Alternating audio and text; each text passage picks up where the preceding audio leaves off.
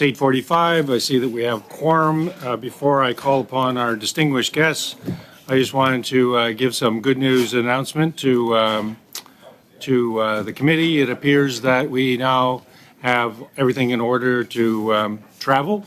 The budget passed without amendment, and last night the report of the committee was tabled without objection, so it appears that we will be traveling. That will feed what we do on Tuesday. I'd like to set aside an hour on Tuesday to talk about a number of things of committee business. So we'll deal the first hour with the external monitor, second hour with committee business. So you can keep that in mind, and if we have more meetings, well, we do live in the age of miracles. So with that, I'm going to call upon Mr. Perry and Mr. Williams for their opening 5-minute statements, and in no particular order, but it appears that Mr. Perry is listed first. So Mr. Perry, President of Canadian Global Affairs Institute. Sir, 5 minutes, floor is yours. Thank you, Mr. Chair, and to the members for the invitation to appear before you today. In my opening remarks, I'll touch on 3 things. Make a couple observations about our procurement system, make 2 suggestions for issues that you might want to study, and then offer 2 recommendations. So the first observation I'd offer is that the problems that we are experiencing with our procurement system are systemic, persistent, and now a decade and a half old. Most projects, upwards of 2/3, are delayed by at least a year, many more than that. As a result, we continue to spend significant numbers of billions less on capital expenditures than intended year after year after year. I saw that you recently heard from the Parliamentary Budget Officer that last fiscal year we underspent relative to what Strong, Secure, Engage had intended by about $4 billion. But it's important to note that this underspending is chronic and dates back to 2007. This means that we aren't just struggling to implement the procurement plans in Strong, Secure, Engaged, which we are, but we're still working on procurements from the 2008 Canada First Defence Strategy, in some cases from earlier than that. And that's the case despite a range of previous efforts of procurement reform, which have simply not been sufficient to keep pace with the intended expansion of our procurements and procurement system to deliver on current policy. Without major changes, you should expect that the implementation of the NORAD modernization announced last summer and the defense policy update, whatever comes with that, is going to fall well short of expectations because we've been falling short of procurement expectations for over a decade. Further incremental improvements to our procurement system are probably only going to produce incremental improvements in output. And if you want a dramatically better output, which is what's needed to deliver on defense policy and meet the current strategic environment, then you need to have dramatic change in the system. The second observation I'd make is that there is no detectable sense of urgency in our procurement system at all, which is problematic for at least 2 reasons. Now, first, the current interest and inflation environment means that the financial impacts of procurement delay are now much more significant than they were only a year and a half ago. So the impact of failing to move forward in a timely manner on procurements is much more consequential in terms of lost buying power. And the second reason for urgency is the strategic environment. What seems to be a largely business as usual approach is just not sufficient to equip Canada for the return of great power competition that we're now seeing. And the fact that we're struggling to equip troops in Latvia with everything from earplugs to air defense simply isn't good enough in the current environment. Let me switch gears and suggest 2 areas for the committee to study: service contracting and infrastructure. Service contracts are fundamentally important to the department and to the Canadian Armed Forces, who spend far more on this line item than any other department in government. The Budget 2023 announcement of a 15% reduction in service spending will amount to about a $750 million annual cut for the Department of Defense if fully implemented. And in my analysis, it'll be very difficult to implement this without serious impacts on the Canadian Armed Forces. Roughly half of what D&D spends on this area goes towards engineering and architectural services, so a significant share supports the direct delivery of the capital equipment and infrastructure programs or provides for aircraft, vehicles, and ship maintenance. The committee may wish to better understand the procurement implications of these planned budget cuts. Regarding infrastructure, the majority of the money provided for NORAD modernization is funding for infrastructure upgrade, and separately, D&D has aggressive net zero commitments, and achieving them will require basically an overhaul of D&D's infrastructure holdings. That means that we're planning a massive increase in infrastructure spending, another form of procurement over the next several years. And it's not clear to me that much has been done to ensure that the exact same problems we've experienced with buying capital equipment of missed deadlines and lapsed funding aren't about to happen with respect to tens of billions of dollars in infrastructure spending. And finally, I'd offer two broad recommendations. First, it's going to take significant time to make the dramatic change to our procurement system that's needed. In the meantime, much greater prioritization would be beneficial to ensure that the very limited and insufficient resources that currently exist can be focused on the projects that need that attention and those resources the most. And second, if we want to see dramatic change that is meaningful, we need much, much better data about defense procurement broadly. Data about all types of projects to better understand what's working, what isn't, where the worst problems are, and look for examples of instances where there are best practices that could be replicated and applied elsewhere. If you want to make effective change, you need to much better understand the existing system we have today, and I don't think that we have nearly as good an understanding as we want to think. And finally, related to this, I'd echo calls from previous witnesses about the value of increased transparency. Far too many conversations about Canadian defense procurement occur in a near information vacuum, and that work is too important to be done silently behind closed doors. Thank you. Thank you, Mr. Perry. Mr. Williams, 5 minutes, please. Mr. Chairman, members, pleasure to be here, and I really appreciate your taking the time to study this issue, which has been a passion of mine for decades now. Bankruptcy. That is a simple, unvarnished result of the impact of Canada's procurement process on the capital account of the Canadian Armed Forces. The capital costs of Canada's new fighter jets and Canadian surface and combatant ships will exceed $100 billion over a 10-year period. Unless there is an injection of new monies, these two programs by themselves will result in an annual $5 billion capital shortfall. The procurement processes for both the F-35 jets and the Canadian surface and combatant ships have been procurement disasters. With respect to the jets, in 2010, the Conservative government tried to sole source these jets without any legal authority and spent years misleading the Canadian public as to why it wanted to do so.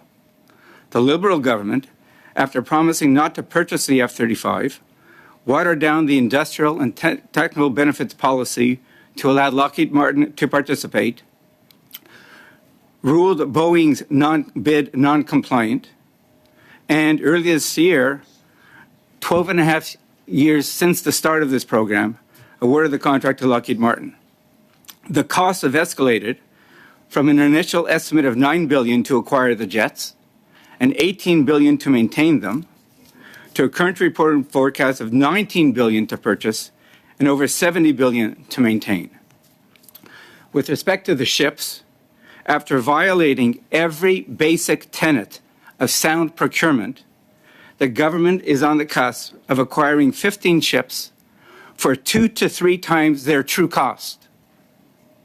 The CSE capital costs have risen from about $26 billion to $85 billion, with their life cycle costs now estimated at over $300 billion. Fortunately, the prescription to significantly reducing the risks of future procurement process debacles is not a mystery. The 3 most critical deficiencies in the existing defense procurement process are the lack of ministerial accountability, the lack of performance measures, and the lack of adequate reporting, much of which David has just touched on as well. Amongst our close allies, Canada stands alone with a system of dispersed accountability. The roles and responsibilities for defense procurement are shared between the Ministers of National Defense and PSPC. Unless and until one minister is placed in charge of defense procurement, it will never be as efficient and effective as it could or should be. The benefits of creating a single procurement organization go beyond strengthening accountability. First, the process would be streamlined. Second, savings will emerge from the elimination of overhead and duplication of functions, a benefit which is crucial at a time when national defense is suffering such significant staff shortfalls. Third, Without one minister accountable for defense procurement, it is difficult, if not impossible, to introduce system-wide performance measures. We need indicators that, at a minimum, measure timeliness and costs. If delays are occurring, where in the process are the bottlenecks?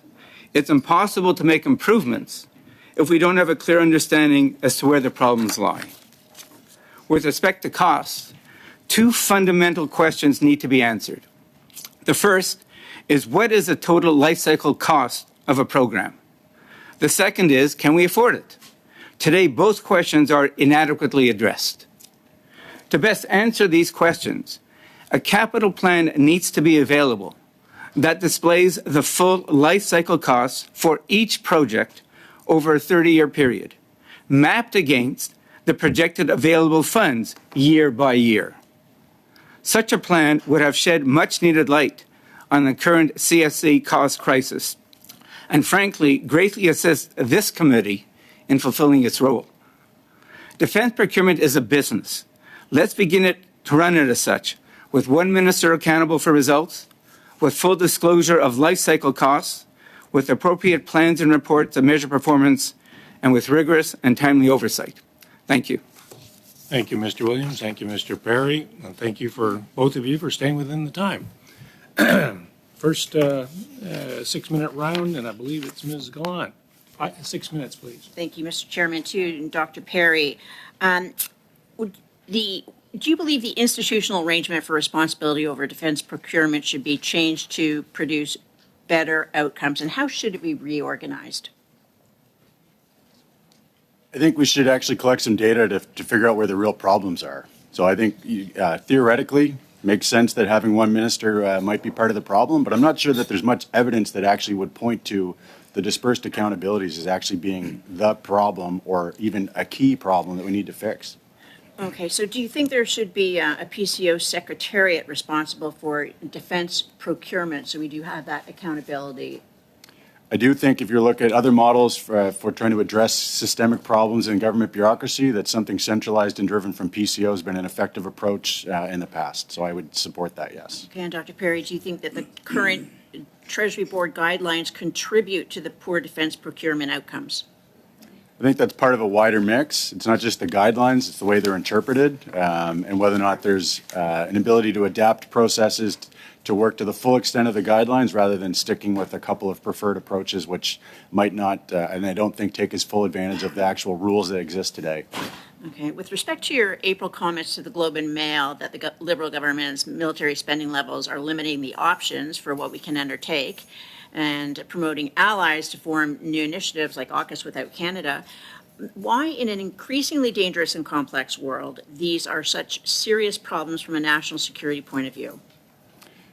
The inability to spend the money means we're not actually buying military capability, ships, planes, some of the things Alan mentioned, a whole bunch of other capabilities. And if you don't have that equipment, you don't have the options available to government to do any range of foreign policy initiatives. You can't send troops abroad. Okay. What are the benefits of a long-term strategy to build up a domestic defense industrial base in Canada? I think there'd be a significant benefit to Canada in a number of ways, as well as a contribution to the wider allied NATO defense industrial base. I think we see lots of evidence from the conflict in Ukraine that all of NATO's industrial capacity when it comes to national defense is insufficient. So if Canada were to make an increase in our contribution, it would benefit not only our own country, but our allies more broadly. In reference to your 2016 paper on fixing procurement, has the government put the measures in place to allow for effective project prioritization? Not that I'm aware of. Okay. With respect to the your comments or your paper fixing procurement, you recommended the government make a greater investment in explaining major purchases in a manner that articulates the rationale behind their enormous financial outlays. Has the government successfully executed on this with the recent projects? No, I think actually government communications have gotten worse since I wrote that. Okay, so Mr. Williams, you had mentioned that the government should begin by providing system-wide performance measures on acquisition cycle time, lifetime acquisition cycle times. Has the government succeeded in making this information available to the public? No. I mean, I don't think any member here has any idea how long projects take, where the bottlenecks are, and that is a tragedy.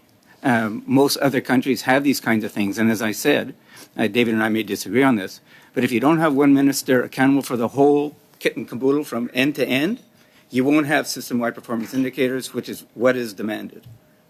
So how could this single point of ministerial responsibility be decided upon? How do you see, having been in the system, it should be reorganized? I don't want to be prescriptive here. I know in my book, Reinventing Canadian Defence, I outlined a number of models. They're all easily doable legislatively. You can put that accountability with the Minister of National Defence. You can put it with the Minister of PSPC. You can create a third minister accountable for defence procurement. I don't really care.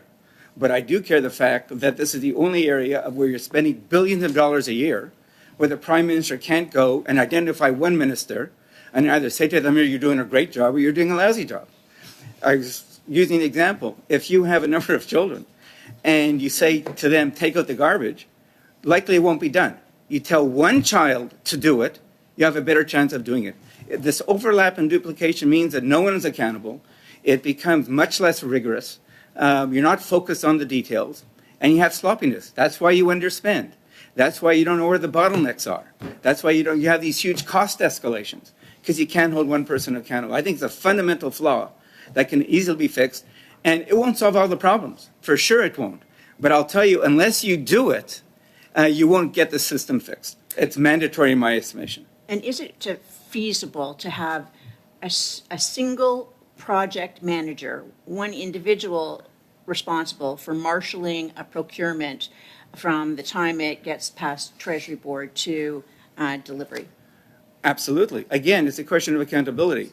I mean, whether you're talking about from the ADM down to the Director General to the Director, there's always one project manager that is held to account. Now, the reporting has to be done properly. You have to report accountability all the way up the line. But any project, in theory, has someone accountable for delivering that project. Do we have people who are in the establishment, in government, who can see a project from beginning to end? And the length of time is sometimes a decade. How can that be? Well, first of all, the answer to your question is undoubtedly yes, but not enough. And that's the problem.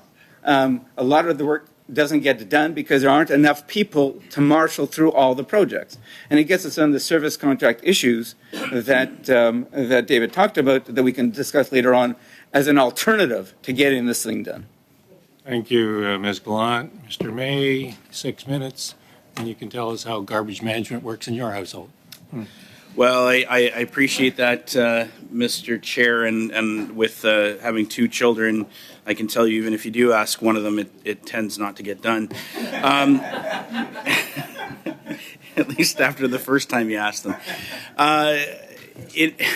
Gentlemen, first of all, thank you for being here today. And in our last meeting, witnesses emphasized the importance of improving the defense procurement by simplifying the process and streamlining the layers of policy that can impede procurement. Based on your experience, and I'll start with Mr. Perry, based on your experience, what is the most important lesson government should learn from discussions to help face the current challenges in simplifying and streamlining that procurement process? I would say that one of the big lessons we should learn is we don't really have any idea of what's worked in the past and what the impact of previous efforts have been. There's been all kinds of changes that have been made just in the last decade.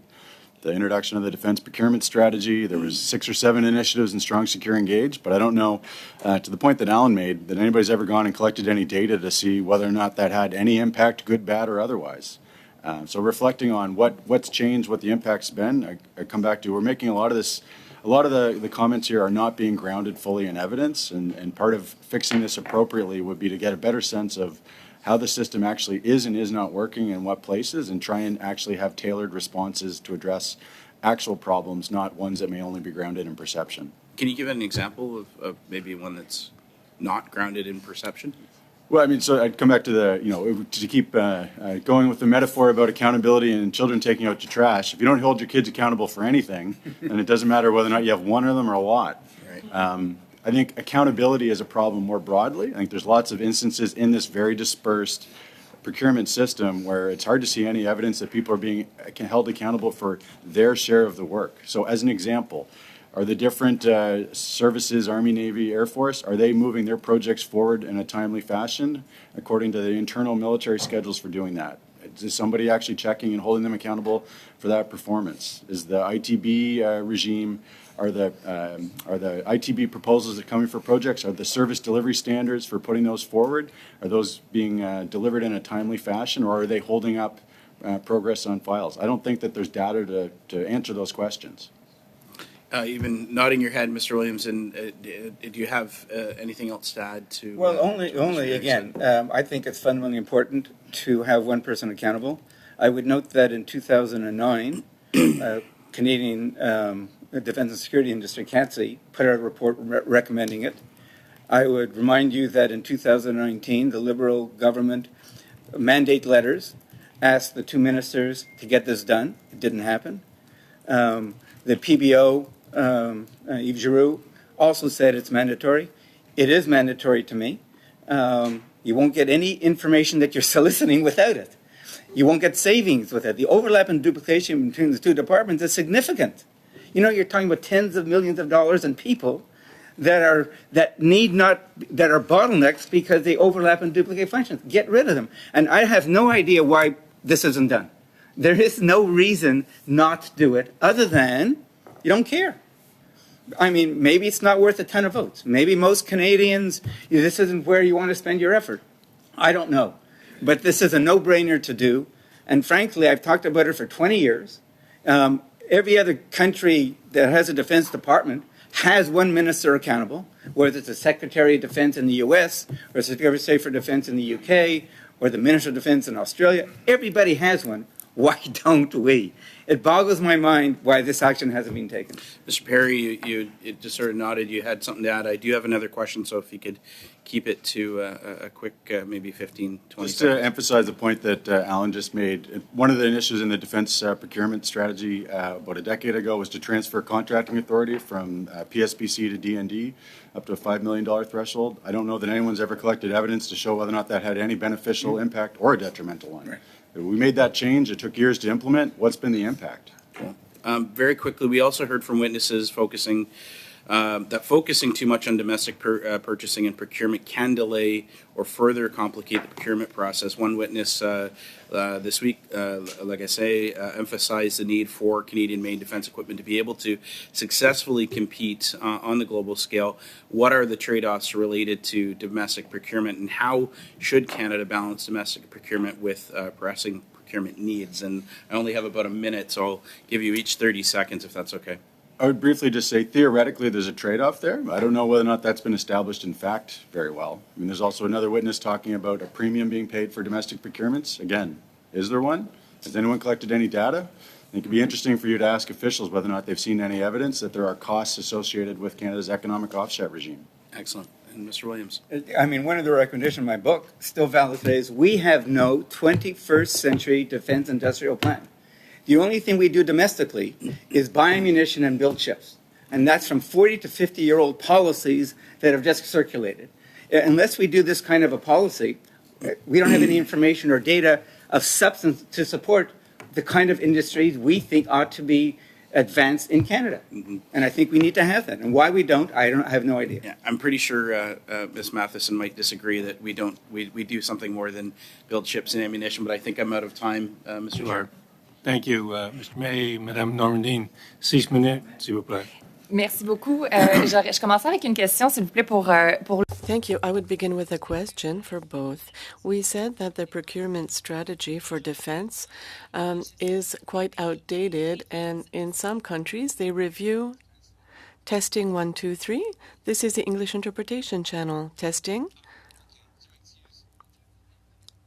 Can I start again? Yes. Thank you. And I would like to thank the witnesses for their presence here today. You were talking about the procurement strategy for defense. That is about 10 years old, and I know that some countries review their strategy systematically. Is this something that we should do here to have better continuity with regards to procurement strategies and to ensure that we're more active and that we're able to be current in time rather than reacting all the time? You want me to go first? Merci bien pour la question. Thank you for the question. I will answer in English.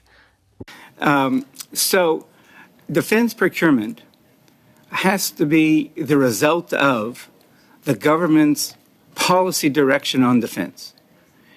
So the government should be standing up and saying, this is the role that we see the Department of Defense playing in Canada, in the world. And then turn to the military and the civilians in NDDN and say, based on that articulation of the mandate we want you to fulfill, what is the implication for procurement? What are the goods and services you need to acquire? And what is their cost? The process, and periodically, the military has produced different Slave Strong Engaged as a recent one, and they continue to do this.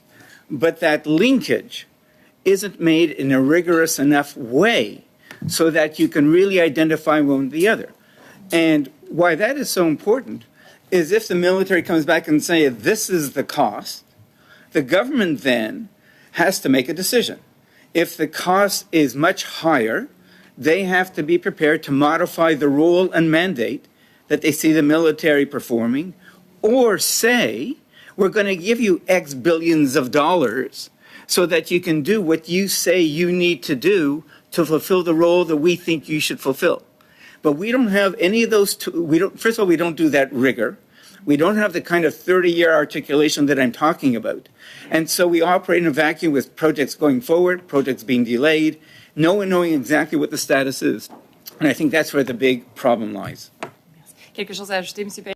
Anything to add, Mr. Perry? I think there needs to be much more focus on actually implementing those policies. They don't change hugely. There's very little follow-through on the actual implementation of them. And there's not enough attention to detail when new policies are being published about the capacity to actually deliver the things in them that the government's committing to, regardless of political strife. Merci beaucoup.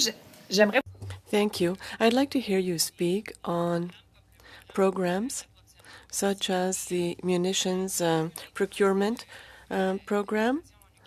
We are over a year into the invasion of Ukraine. We know that we have difficulty in supplying Ukraine with munitions, even though we had a program. So have we done things well with regards to that program and other similar ones, which allow to have a rapid reaction if there's an international event that we're able to fulfill our role as allies? I would say I think we're underutilizing our own defense industrial base. I go back to my comments earlier that we don't have enough production capacity across NATO to meet both the demands of Ukraine, re-equip ourselves as well as our allies. I think that ammunition in particular is an area where there seems to be a chronic shortage right now. Lots of other allies are stepping up to try and meet that. I would note that the European Union's bureaucracy seems to have been able to land on a plan to start re-equipping with ammunition before we have. Without disrespecting the European Union, I think we should find that a little embarrassing that they've been able to get their act together before we could. So I think that our ammunition capacity nationally, along with some others, is one that's being underutilized. And there's a lot more potential for us to work collaboratively with more of a strategic plan, like Alan was saying, to better use our own national production capacity. I agree totally with David, and I would just especially echo, we have now proof with what's going on in Ukraine, how incapacitated we are. It's not just munitions, it's armored vehicles. You can go through the whole list of things that we ought to have been able to respond to, but we've been negligent, we've been depleted. And it's because we do not, again, have that comprehensive linkage plan that supports what we say we're going to do, but just with the money to do it. And so we're getting what we should have expected all along. Dans la même veine, M. Williams. Mr. Williams, you spoke of the importance of transparency and you spoke about the F-35, and a lot of people spoke about this. We saw what happened with the light armored vehicles and the lack of transparency. Is this still an issue, especially with contracts and a lack of accountability with one single minister? Well, the F-35 is essentially a done deal now, right? I mean, at the end of the day, we are going to get a great jet. The process has gone on for 12, 13 years, which is absurd. But that is running to a conclusion. I would echo, I don't have any obvious proof, but again, if there was one minister accountable, properly briefed and understanding, I don't think we would have gone through this mess. One of the things that strikes me, and this is from a bureaucrat, that one of the key roles that I found as an ADM was to keep our ministers out of trouble. And I would say that the ministers that I've worked with from both parties were wonderful people who wanted to help the department get the job done. And frankly, what we've seen for decades now is major procurements where ministers, rather than being thanked, are being lambasted for the inadequacy of the process. Taking decades to do something that should be done in 2 to 3, 4 years. Why has that happened? I think that needs to be, you have to wonder why ministers were set up, frankly, to fail. Because these processes are unbelievably negligent. Thank you, Madam Normandine. 6 minutes, Ms. Madison. Thank you, Mr. Chair. Thank you both for appearing. So, in terms of this streamlining, creating one minister, we've talked about this in committee quite a lot. Often it's the politics that get in the way. So, in terms of where a government, new government, different government, whatever will come from, how would that streamlining impact that problem, or how would you talk about fixing that problem? Well, that's the obvious problem. I mean, it's easy for me to articulate how to get it done. It's not complicated. I've outlined it. The fact that it hasn't gone done is all political. Usually it could be viewed, one minister wins, one minister loses. And that's why my suggestion has always been that the best time to do it is during the course of a campaign, where you're going to appoint new ministers. So then at that time, it's not taking a minister and taking something away from that minister or giving it to somebody else. So I think that's the best time to do it. But you're correct, it's just political. And as I've said, there's no reason not to do it. It saves money, it saves time, you get the better performance measures. So I look to this committee to strongly advocate it, as has the Canadian defense industry, as has the Prime Minister asked for it to be done, and it hasn't been done, as has the Parliamentary Budgetary Officer, again, espoused this. So you've got everybody saying it should be done, but it's not. Just to add to that, is there a way to take it out of that sort of political side, but maintaining the transparency and accountability that a minister is supposed to have? Well, that's the whole point. You don't have accountability now. You cannot turn to a minister and ask that minister to fix defense procurement because it's split. You can't do your job. Okay. Putting this in place gives you a chance to get the job done, at least a chance. Mr. Perry? So I have a different perspective, though. I just say that it seems like it's more important that this matters to the Prime Minister. And if it does, and that flows through into the direction given to the ministry, the bureaucracy reporting to him or her in the Privy Council office, just to go back to Ms. Gallant's question, that's why I was suggesting that some structure in the PCO would be an effective way to structure this. If it is something that matters to the Prime Minister, fundamentally, if the First Minister doesn't care, then the rest of the government will respond accordingly. And I would again say that I don't see much evidence that it matters to this Prime Minister, and it has not mattered that much. Didn't matter that much to the last one either. So we just actually completed a health study and there was a lot of conversations just about the lack of data within that. And so it sort of comes to me at this idea, it's all linked, right? If we don't collect the data within either procurement or health matters, if we don't track, and there's a true lack of understanding of what each job within the military needs, what they do, how their body reacts, whether it's from a health response or how they deal with it from a mental health sort of response. There's no tracking of that in terms of surveillance systems, what have you. So when we talk about women, for example, needing specific kit and not getting the special fitting correct, can you talk about that? It seems to me that data and that lack of data is the same in terms of whether we understand what a person has to go through in a daily in their daily duties, whether they're sitting at a desk in their support or their front lines. How is that the same in terms of what needs to be streamlined for procurement as well? Just expand on that. So my answer would be yes, it's the same general issue. And is that actually with procurement, it's in some ways simpler because despite the fact that the forces are dramatically under strength, there's tens of thousands of troops, there's only a couple of hundred big procurement projects. So, surely you can keep track of under 200 projects without, having to contract out for a supercomputer to help you with that. It's harder to maintain information on tens of thousands of troops, but we don't seem to make much effort to track a reasonably manageable number of projects with any degree of fidelity. I would also add that if you looked at National Defense's audits and evaluation in December of this year, they highlighted the lack of gender-based analytics.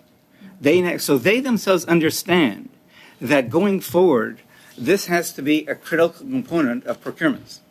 And it seems to me that implementing that should be a simple thing to do, frankly. It's not overly complicated. Understand that you have a diverse group of men and women, and understand that you have to procure the things that suits each one of them appropriately. And with proper measures, you measure that as you would measure everything else.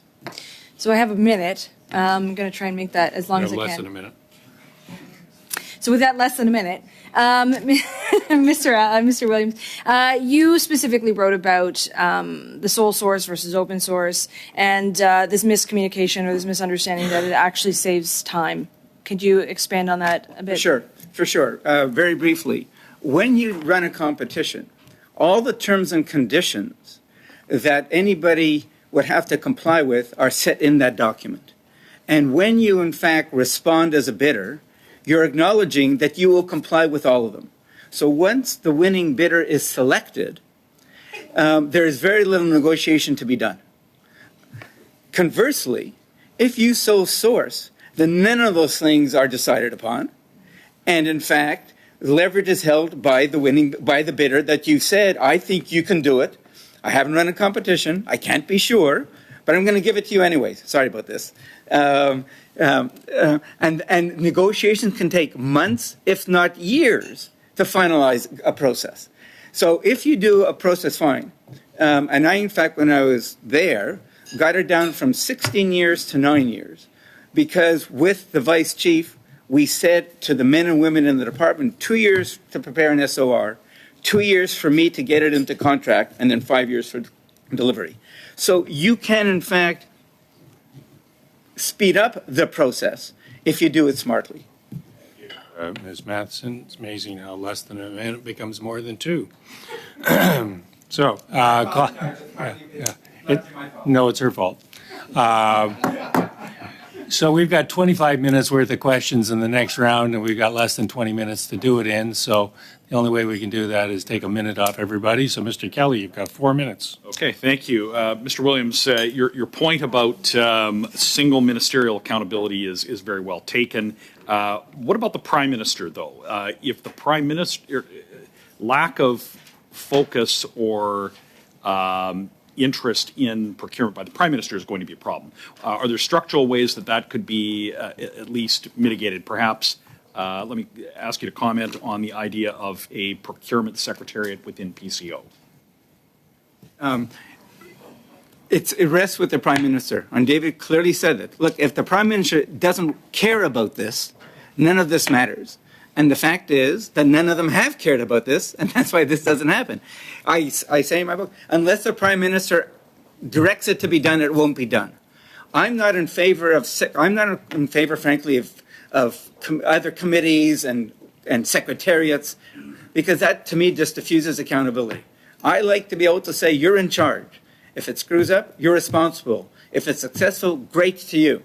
Every time you have these overlaps and duplications, it muddies accountability and it delays the process. Okay, Mr. Perry, what do you think? I think that something set up in PCO would offer the opportunity to try and get a sense across government of where issues are and coordinate them better and align it with government priorities, coming back to whether or not this does or does not matter. I mean, if this is the government's 84th priority, then you shouldn't expect that it's going to go all that quickly.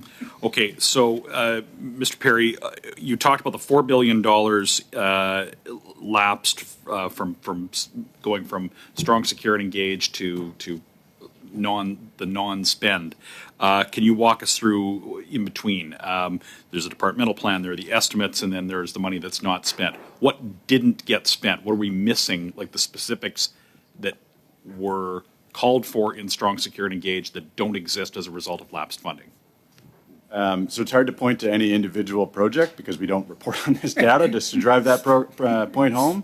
But I mean, the majority of projects are behind schedule. So I think it's fairly widely attributed. I think one other thing I'd look for is I think that dynamic, and so it's not just lapsing. So I'm talking about the difference between what was anticipated to happen in 2017, the shortfall in terms of lack of progress. The departments aren't even asking for the money in the estimates, and then there's now lapsing respect to the estimates. The net difference between anticipated spend and strong, secure, engage and what actually gets spent as reported on in the public accounts, that's what I think I am and the parliamentary budget officer were talking about in terms of that $4 billion difference. I anticipate that that's going to get worse because if we go back to the spending profile in strong, secure, engage, which the PBO's reported on, that amount's supposed to be skyrocketing the next couple of years, and we're incrementally increasing how much we're spending, but the amount that was anticipated to be spent was supposed to go up dramatically to about 11, 12, $13 billion, and we're currently spending about $6. Wow. Even just for the committee and the reporter, there are a couple of big examples that you want to highlight that are a particular concern on the non-spend. Well, I mean, the ones that Alan mentioned, shipbuilding's behind schedule, fighter jets are behind schedule, the ground-based air defense. I mean, I could use the rest of the 20 minutes. Okay. But what about maybe service contracts? You spoke about that in your opening statement. You referred to the $700 million in cuts to that. Just being with the time we've got left, walk us through how that, what the impacts are and what the outcomes of that, the service contract issue would be. 20 seconds, please. Thank you. So the department contracts via services for a whole bunch of things that it doesn't have either capacity or specialized skill sets to do. So people to provide engineering support, additional just basic staff support to work on projects. I mean, one thing to reflect on, I've pointed this out for years, I mean, there's been a marginal couple hundred person increase in the procurement workforce, and we're anticipating that it's going to spend 3-4 times more money. Mr. Kelly, Mr. Fisher, 4 minutes, please. Thank you, Mr. Chair. Thank you, gentlemen, for being here. David, always nice to see you. I'm interested in procurement processes in other countries. And I'll start with you, David, because your second recommendation was about data, defense procurement data. How do processes in other countries, specifically our NATO allies, how do they impact the way capabilities are provided to armed forces around the world? I would say that the lack of data makes it hard to provide a really meaningful comparison because you have these very idiosyncratic national approaches. So it's hard to look at different systems and identify what parts of the processes are most similar to be able to provide some meaningful analysis about who does what better. You know, you can look at different countries. French have a different approach, the UK, but it's hard to make exact comparisons when we're sort of doing it in an information vacuum in Canada. So you don't have a finding or a country out there that's doing wonderful work that we could go to school on? I think you could look at lots of different examples of things where you could potentially see benefits of particular parts of the process, but I think the starting point for that should be, to my mind, what's not working here. other than everything is slower, but that's a pretty generalized phenomenon. Mr. Williams, you were the former ADM of material. I'm imagining that you raged within the machine for several years.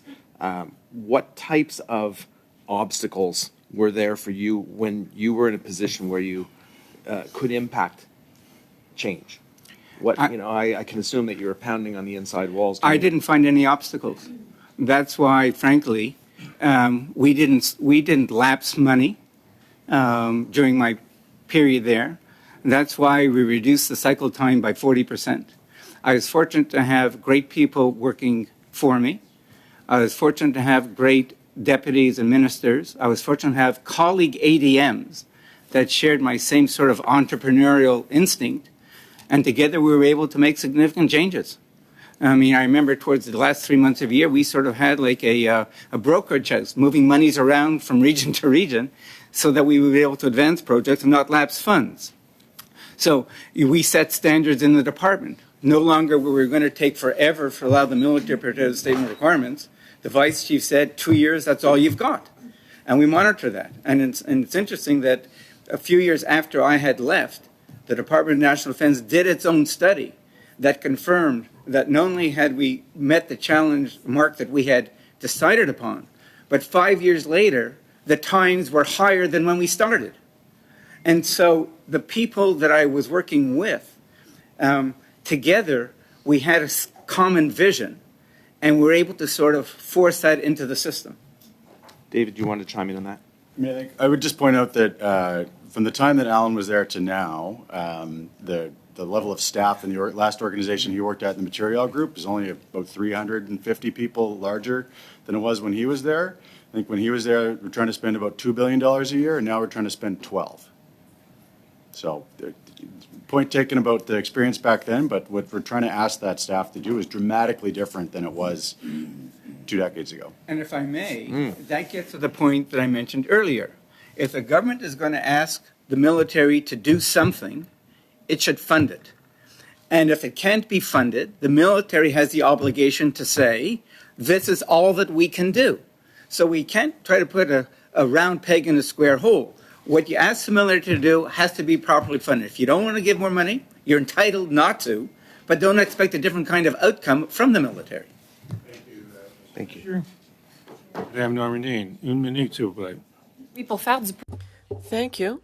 To add to this, Mr. Williams, you spoke of the importance of calculating the life cycle cost, and we even heard this week that generally this is underestimated because the Army wants to obtain something, they're going to lowball the cost, and then in the end there are cost overruns and no one is responsible. To solve this issue, should we say, okay, this is what you should do, it's going to cost more, we're going to be conservative on the analysis, and this will solve the issue? More. I'm always mind-boggled while committee members ask officials to come and tell them what the acquisition cost of something is. The acquisition cost represents about 30% of the total life cycle cost. It makes no difference, it makes no benefit if you can have the front end if you don't have the back end. So you ought to be asking the full life cycle cost. And that's why when I was there, if you recall, when we were doing major procurement, we bundled the acquisition with the full support so that we looked at the overall life cycle cost before awarding a contract, as opposed to just ordering it with the company that perhaps had the lowest acquisition cost, but later we'd be faced with a huge incremental life cycle cost. So there is absolutely no question. It's fundamental to change the way you think about business. And that's why in my comments, I continue to emphasize that important. It's only 30 cents on every dollar to buy. Look at the overall life cycle costs and make sure it's all there. Okay, got it. Thank you. Thanks, Mr. Chairman. I should look more. I would encourage my colleagues to do the same thing, but they seem to ignore me when they're asking questions. Madam Matheson, 59 seconds.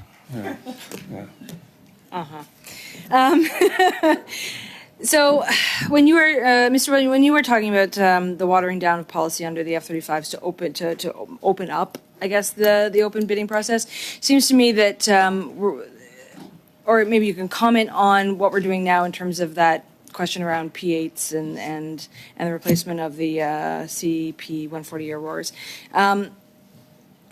and making it more, I guess, specific to exactly what, like, are we making the same mistake over again, just in a different way, or and maybe both of you can comment on that with my It's 2 seconds left. It's not the same mistake.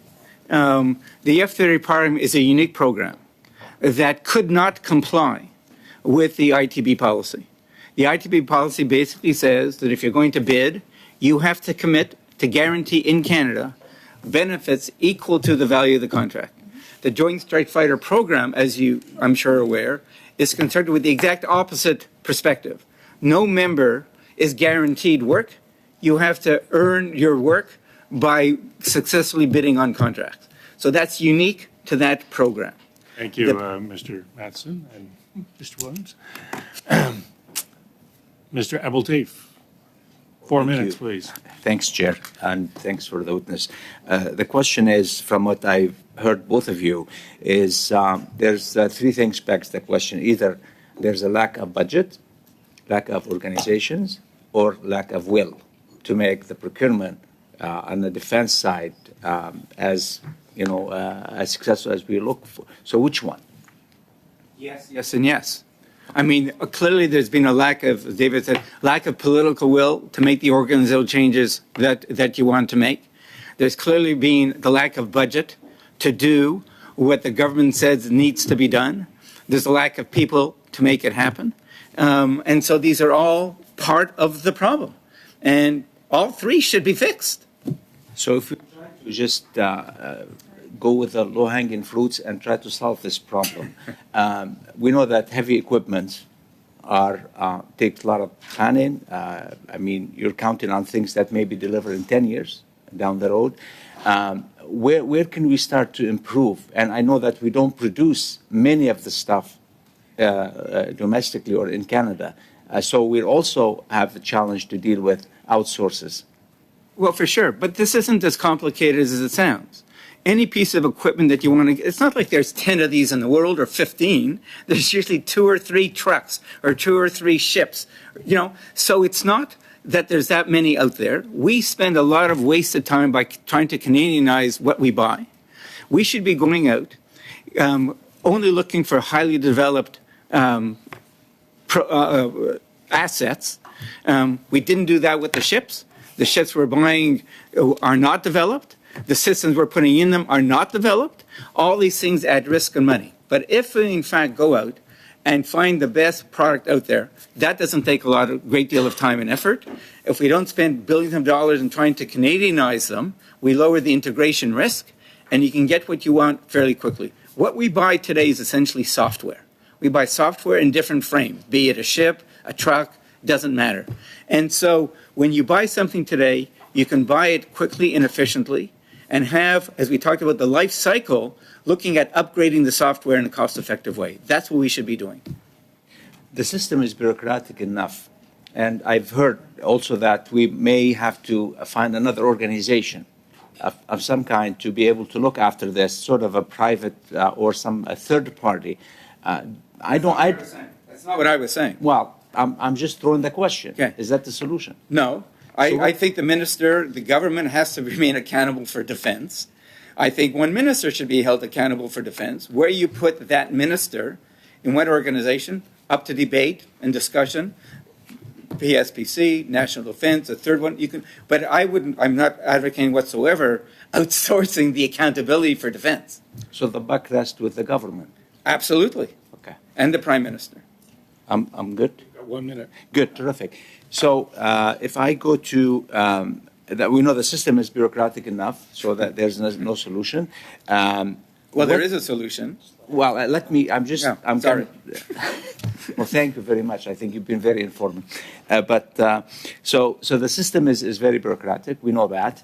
And I know that this is a result of, a long serving time, for the people inside the department. And by the way, I had chance in the past, in my previous life, to tap into the procurement system because I used to bid on projects with the government of Canada. And I see the system or the process is more complicated now than ever. But I don't have answers why. Would you be able to explain? He will be able to explain, but he can't do it in 3 seconds. So thank you, Mr. Abelte, for your question. Madame O'Connell, final 4 minutes, please. Thank you. Thank you, Mr. Chair. Thank you both for being here. Mr. Perry, you spoke about data on procurement. Could you maybe elaborate on what some of that data looks like, how you envision it? I know my colleague, Mr. Fisher, asked about other countries, but what would you see as we have to make recommendations in this committee? So could you maybe elaborate a little bit more on your request for data and what that might look like? Sure. So, I mean, as an example, there's many different what's called capability sponsors for projects across the Army, the Navy, the Air Force, the infrastructure folks in national defense. We don't systematically look at which projects do better or worse. Are there some that are better at moving through all the gates they're expected to? If that's the case, why is that? Do the people working in that organization get more training? Do they have more staff? Those kinds of things. You could also look at other parts of the organization. There's sort of a general theme from national defense that the ITB process is problematic for their procurements, but I don't know that that's actually grounded in any kind of evidence. It's great to make that assertion, but if that is a problem, how big of one is it? How many days are being lost to that on all projects, just ones for the air, for marine? You know, that kind of information isn't systematically collected, and I could keep going at a whole bunch of other examples. It'd be useful to have a better understanding, to look at opportunities to learn from what works, as well as to fix identified deficiencies. Fair enough. So I guess, though, is there a comparison, as a committee, we, after the study, will have to make recommendations, and simply saying more data might not probably get us to the place you're looking for. Is there a comparison even in another area of government that we could say, produce data in a fashion similar to X, Y, and Z? Well, I mean, I come back to a comment earlier. I mean, the production of data on the part of the Public Service of Canada, I would say, is not a great strength writ large. I mean, one thing you could do is ask for yearly reports on a more systematic basis. Come back with information year over year. How has the whole procurement program moved, or, the top 10 or 20 or 30 files, if the department could identify to you what the top 10 or 20, 30 files are. Fair enough. Thank you.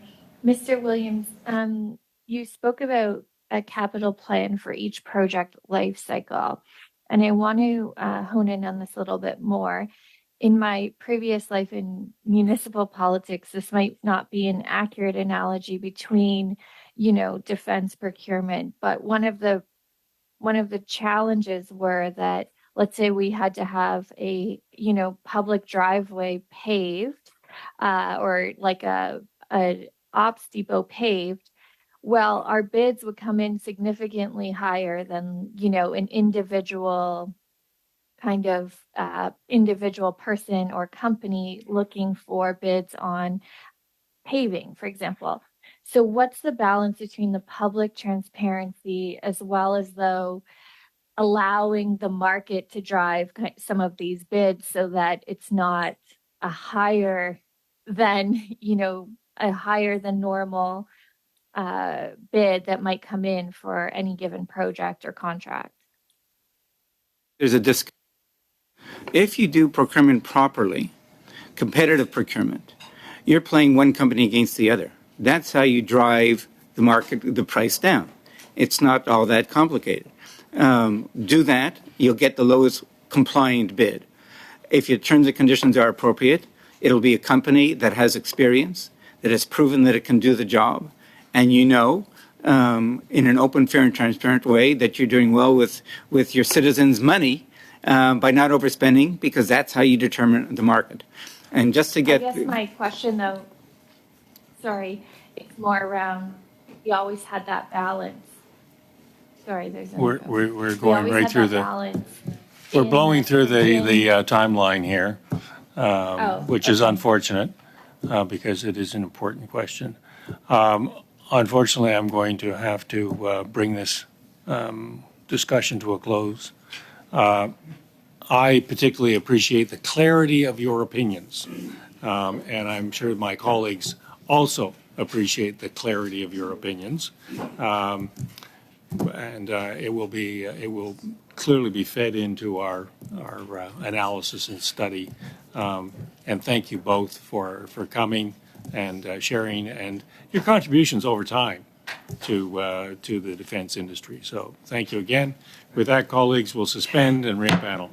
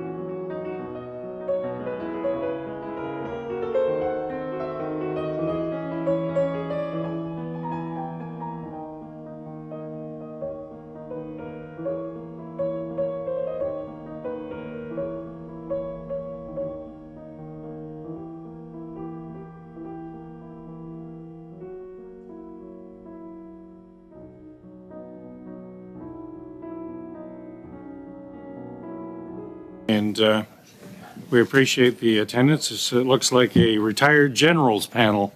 Apparently are now freed from the shackles of the previous confinements and are willing to speak their minds. So with that, we have retired Lieutenant General Honorable Andrew Leslie, who's known to everyone here on this panel, retired Brigadier General Gaston Cote by video conference, and Lieutenant General Guy Thibault, former Vice Chief of Defense Staff. So with that, and in no particular order, but we don't need to give any explanation as to how to speak to a committee, to General Leslie. 5 minutes, sir. Mr. Chair, members of the committee, thank you for inviting me to comment on the impact of Canada's procurement process on the forces. Put simply, the cumulative effect on the productive output of the Canadian Armed Forces ranges between needs dramatic improvement to awful. For the small stuff and relatively simple items, the procurement process is slow, complicated, hugely bureaucratic, but it works if there's sufficient money and people to get it done. For the major capabilities, the heart of the armed forces, in terms of equipments, such as ships, aircraft, tanks, army weapons, the current procurement process is broken and in a state of crisis. The productive output of the armed forces can be measured by how ready they are to do stuff. The hard and dangerous things we ask of them, from warfighting to peacekeeping, to deterrence, to domestic response, to be ready. The forces need to have appropriate policy from government. They need suitable funding. They need the appropriate people and infrastructure and equipment and training. And that, in turn, is essentially based on, in this case, the 2017 Strong, Secure, Engage, which, by the way, reads really well. Well, almost none of its many promises and goals have been met, and none of its detailed and rigorously developed financial models have been realized. We recently heard from Dr. Perry and Mr. Williams, and we all now know that there is a dramatic and enormous difference between what was actually promised and what has been delivered to the forces in terms of billions of dollars that should have been spent on equipment and capability, which is not. And even if D&D gets the promised money, they can't seem to spend it on the big things that really matter. Process, and more process is choking the ability to get things done. And delays are expensive, by the way. The impact increased costs due to inflation or supply chain fragility. And here we are. The price of delay is the cost of failure. And D&D can never keep up with the failures in the defense procurement process. So what does this mean? Well, in terms of Defense of Canada, NORAD essentially is underfunded. A variety of big promises have been made for years in the future, but there's this huge gap to which we should have been contributing for the last decade. Our Arctic is undefended. There's no permanently established major equipment types that we can find in our Arctic that are Canadian. Domestic response to fires and floods is increasing, yet the troops don't have the equipment or even the capacity in terms of numbers to respond adequately. In the UN, we used to have thousands deployed on peacekeeping missions, which, by the way, Canada co-invented. As of now, checking the UN stats, we have 27 military personnel deployed on UN missions, 1/2 of a school bus. NATO, we were supposed to send a battle group on short notice, should there be cause to do so, which there is, by the way. Let's not forget what Russia's doing, its atrocities in Ukraine. It took us months to send a couple of hundred. We're supposed to send a brigade group and command it. Still hasn't left. In terms of international peace and security, good work should be done in the Indo-Pacific region with China wrestling its might. We have yet to do so. We're sending more ships. We'll temporarily have 3 there, which is a huge accomplishment, but those ships are incredibly old. There's billions of dollars that should have been spent on infrastructure and training facilities, which has not been spent. It's been allowed to lapse or disappear. In terms of the equipment, the Navy still doesn't have its new warship contract signed. It's been decades in the making. Our submarines were built in the 1980s. Our maritime patrol aircraft are far older than the average crew. And new weapons, such as torpedoes and missiles, are lacking. In the Army, new rocket or missile launchers, which are being used to such good effect by the Ukraine, coming from elsewhere, trying to stop the Russians. New artillery guns, air defense systems, both low-level, medium, and high. Supply vehicles in the Air Force, new fighters. Contracts announced, but I don't see any fighters on the ramp. And I guess this gets to the idea of making the announcement is not enough. You actually got to get it done. So what's the result? What does it mean? Our procurement system, in my opinion, for the major capital crown is failed. I would be delighted to give ideas on how to address these issues during the question period, and thank you for your attention.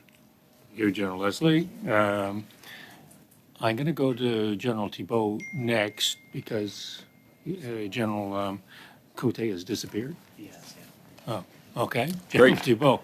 Well, good morning, Mr. Chair, members of the Standing Committee. On behalf of the Conference of Defence Associations, I'm very pleased to actually contribute to your discussions today on defence procurement and the state of readiness of the Canadian Armed Forces. As the Chair has mentioned, former Vice Chief of Defence Staff, and I'd be happy to also talk about some of those experiences during Q&A.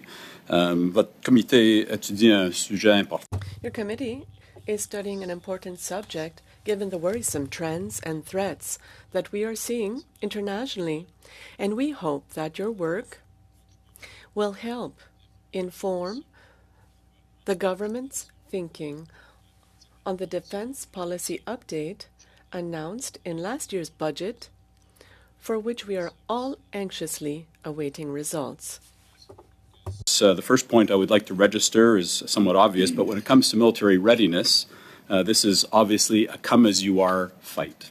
We have what we have, and the Canadian Armed Forces are living today with the organizational, the readiness consequences of past Government of Canada policies, the related political, military, and bureaucratic judgments, decisions and processes, including the procurement processes that have left our armed forces today poorly adapted for the world that we live in. This includes critical vulnerabilities. It includes capability gaps that are measured both against traditional threats as well as emerging threats, and the levels of personnel and material readiness that are in the armed forces are well below that which is necessary for carrying out and sustaining the military missions and meeting the strategic objectives that successive governments have set out for us in our defense policies. Excuse me.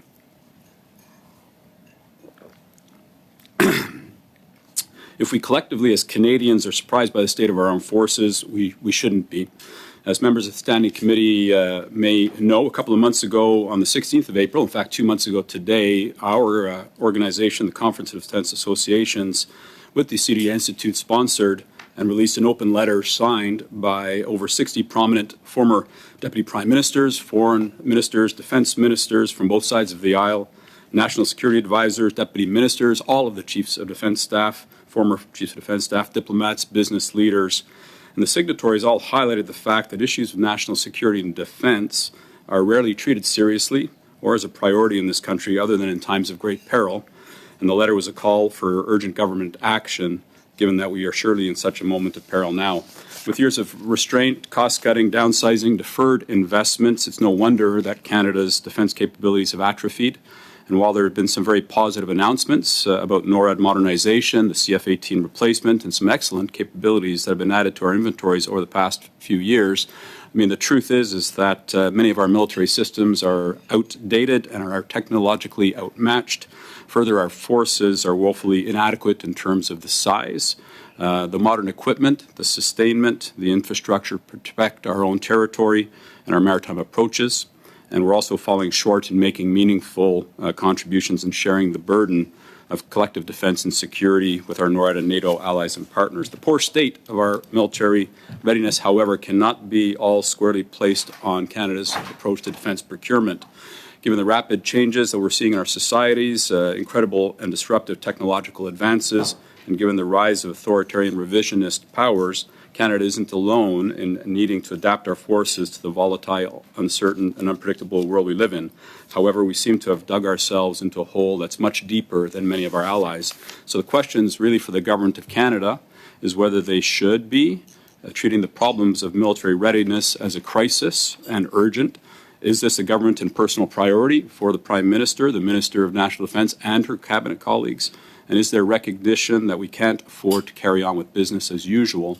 And the unfortunate fact is that business as usual when it comes to defence procurement means that the military requirement is often not the most important or relevant factor and sometimes can be secondary or even tertiary of concern when it's measured against other policy objectives associated with economic, regional, or societal benefits. Business as usual means that most acquisitions, especially major capabilities, will most certainly be late to need, will more often than not fail to meet the military requirements that have been originally set out by military planners, and inevitably will cost more than they should. And few would argue that we're getting the best value for money, and ultimately when we spend more than we need to on capabilities, this leaves a lot less money for other important military requirements.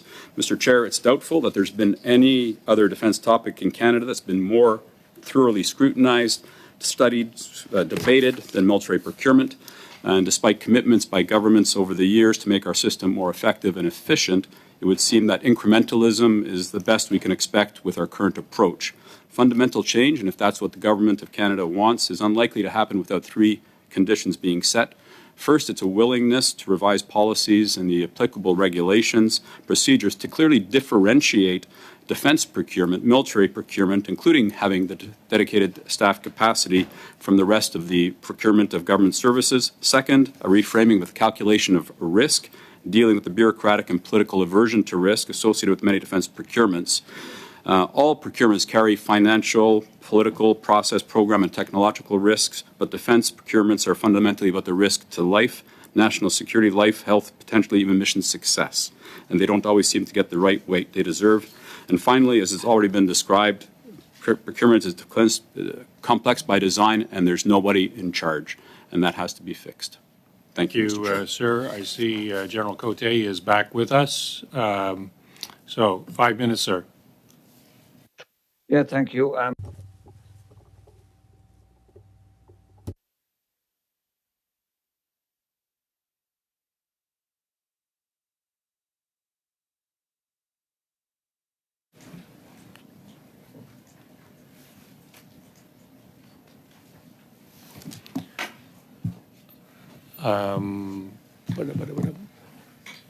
I think we just go on with questions. Yeah. So, yeah, I can read both. Okay. I think colleagues and everybody has a Pavlovian reaction at 11:15 on Fridays. I think we're going to start with instead of a 6-minute round, we're going to start with a 5-minute round and then see where we're at 5 minutes. And, is he back? Okay, will we give this one more go? Okay, General Cote? It's just like Canadian football. You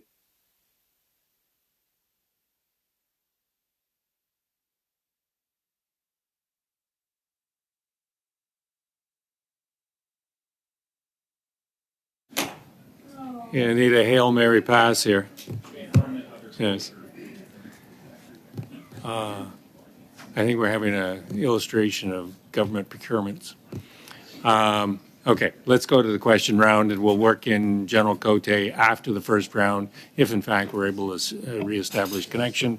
So with that, 5 minutes, and it's Mr. Kelly. Thank you, Mr. Chair. And I have to say, just for a very brief moment, I'm extraordinarily disappointed that we would have these 5 witnesses tried to be crammed into a 2-hour panel and then split into 2 where we wasted 6 minutes in transition. We need to do better than that, Mr. Chair. Thank you very much for your testimony so far. My first question is to General Leslie. You have said that history has shown that only 2 people really matter, the Prime Minister and the Finance Minister. Current Prime Minister and current Finance Minister, are they focused on national security and fixing procurement? If I may, Mr. Chair, I'd like to respond based on my own personal experience as a young Major General sent to Afghanistan with 3,000 roughly Canadian troops. That's not the story. The story is how the system, the procurement system, under the guidance of 3 different prime ministers responded. And quite frankly, I'll tell you the end right now, it was superb. So it proves the system can work when you get a certain level of concentration and focus. What was acquired? New guns, new radars, new night fighting equipment, new mine-protected vehicles, new helicopters, big ones, new weapons for the snipers, a new heavy transport aircraft, and I could go on and on and on. In several cases, some of these systems, such as the new tanks, were acquired from flash to bang in about 5 to 6 months. New heavy transport aircraft, the C-17s, in a matter of about 6 months. So the system can work. What was different? I don't know. I'll just tell you what I went through and others. As an Army as a task force commander, I ended up briefing Prime Minister Chrétien, who assured us by the chain of command, who were all there, that the system would respond adequately. And they gave guidance to the clerk, and that flowed down through. Of course, we were accompanied by the Minister of National Defense. As the Army commander under Prime Minister Martin, and then, of course, Prime Minister Harper, I would personally brief them with the CDS and the deputy minister there, along with the minister, because we were expected to give updates and status reports. So the system can work, because there was usually 3 to 4 people, key people in the room. The Prime Minister, the Minister of Finance, the Minister of National Defense, and sometimes the President of Treasury Board. And it worked. So the system can work if you get that hyper-focus based on actual outcomes facing dire circumstances, which we have, by the way, now. What's happening in Ukraine is of enormous strategic importance to all of us. So if we have that same duplication of effort and intense focus, the argument is we can solve this. And it shouldn't be that hard. But notice the example I gave and who was present. So in the past, it's just simply a matter of will. You had said there was will under those 3 prime ministers. There is no current will. Would that explain why we have troops being deployed to Latvia with inadequate kit, and why we can't modernize NORAD, why we can't get things procured? I can't comment specifically on what's going on right now because I'm a little bit removed from it, having stopped being a politician, of course, in 2019. Having said all that, I can tell you and I can attest to the fact that when the Prime Minister is focused, when the Prime Minister is asking questions, specific questions, because they've been exquisitely briefed by their subordinates on what the status of the Army procurement program is or the deploying forces program, with the ministers relevant to defense production capability, the system responded magnificently, not only amongst the military people and the politicians, but also the public servants who relished the challenge of actually getting things done quickly because lives are on the line. By the way, lives are on the line. So what can you use whatever time I've got left? What are the specific ways to make for efficient procurement? Can you just give us anything else you've got on that? Okay. The Prime Minister, the Minister of Finance, the Minister of National Defense, and the President of the Treasury Board have to be in the room to get it done. You have a few seconds left. Thank you for that testimony. Is there a priority right now? You talked in your opening statement about NORAD modernization. You talked about the Arctic. You've talked about our capacity to participate in NATO deployments. Can you give us anything about priorities and detail on any of those? We'll have to save that answer for a further round. I see General Cote is back. We're going to give this one more go. What's that? He has to tell the rest of the joke. Oh. Okay. In our copious free time, you're going to have to finish off the joke about the Canadian Football League, and then 5 minutes. So, General Cote. 3 tries for 10 yards. Can you hear me? Yes. I am retired Brigadier General Gaston Côté, and what I have to say might be different than what you've been hearing. I have a lot of experience with the procurement processes of national defense, and I would have 2 examples to provide. I continue to have a lot of involvement with procurement, especially with regards to the defense industry in Canada, but also in the U.S. on a weekly basis. I was fortunate of having a privileged place as Commander of Special Forces. We had a budget, and we also, at that time, had direct interface with procurement so that all our needs were met at the time. Lessons learned of this example is that if the procurement system is listening to the needs at that time, we will have success. Other things that were not as positive, I was asked to examine the ability of working for a Canadian brigade in a Nordic setting. So as you know, most of our vehicles right now are a certain type of vehicles. I had to look at all this science that had been done, the scientific work done by Research and Defense of Canada and the Canadian industry with regards to mobility during winter and in the Arctic. So it was quite interesting to see that there was a very deep disconnect between science,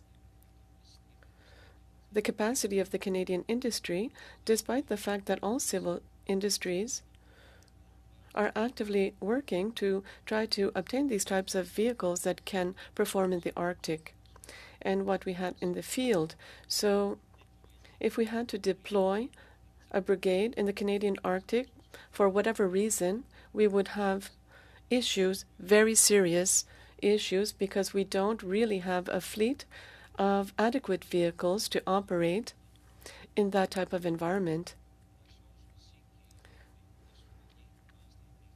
And we spoke to the huge delays with regards to some equipment. One thing that I hold to heart is the protection of protecting Canada's north.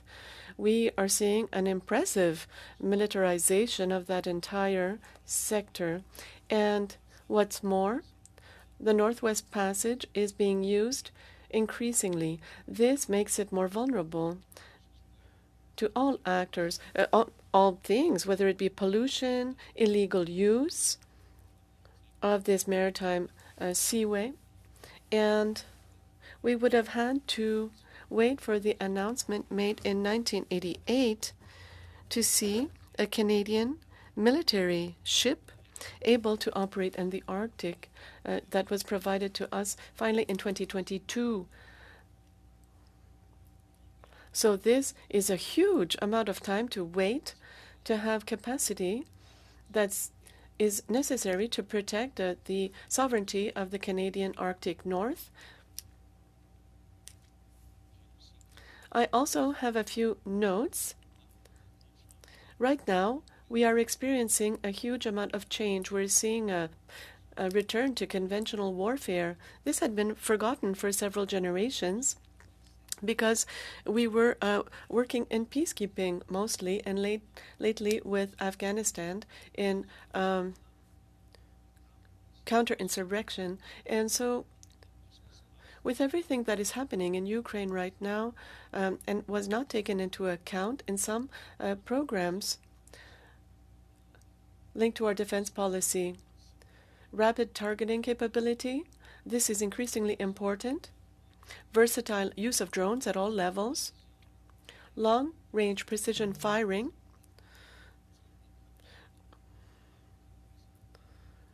right now, our artillery pieces that are efficient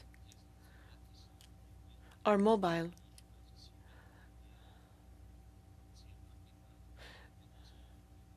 And in air defense, This also presents an important issue for some operations. With regards to the Canadian Armed Forces, we've had very few developments since the ADAS program was abandoned. And finally, all-weather anti-tank weapons that can be used in all conditions, such as the Javelin system. I always to see, rather, that this system is still in place with all its qualities, but it's also its faults, is something important to note, that we've seen a loss of capability. Wrap up, please. It's done, sir. Oh, merci. Okay, we can then go back to our questioning round. Madame Lambropoulos, 5 minutes, please. Chair, and I'd like to start off by thanking our witnesses for being here to answer some of our questions on this really important topic. Previous witnesses, both today and in other panels from other days, spoke to us about the need to transition from many departments in procuring for defense to one department, saying that this would make it a much more efficient system.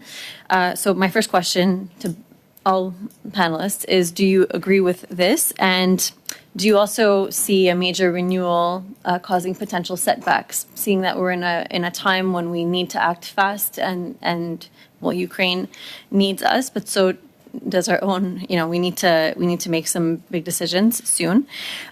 Would you say that this would be a major setback? Do you think there's a better way forward than transitioning to that one department way of doing things?